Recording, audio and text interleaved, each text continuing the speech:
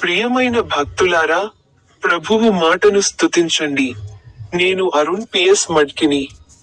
మీ అందరికీ హృదయపూర్వక శుభాకాంక్షలు. ఈ రోజు జనవరి 29వ రోజు, 2026 సంవత్సరం మొదటి నెల.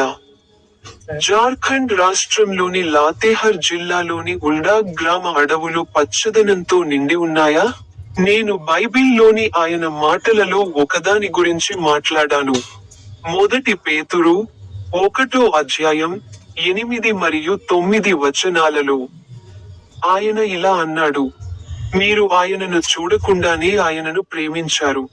ఇప్పుడు మీరు ఆయనను చూడకపోయినా మీరు ఆయనను ఆనందంతో విశ్వసిస్తారు మరియు వర్ణించలేని మరియు మహిమాన్వితమైన ఆనందంతో ఆనందిస్తారు మరియు మీ విశ్వాసం యొక్క ఫలాన్ని, మీ ఆత్మల రక్షణను పొందుతారు.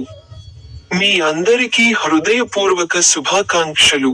నా యూట్యూబ్ ఛానెల్లోని పాడండి బటన్ పై క్లిక్ చేయడం మర్చిపోవద్దు.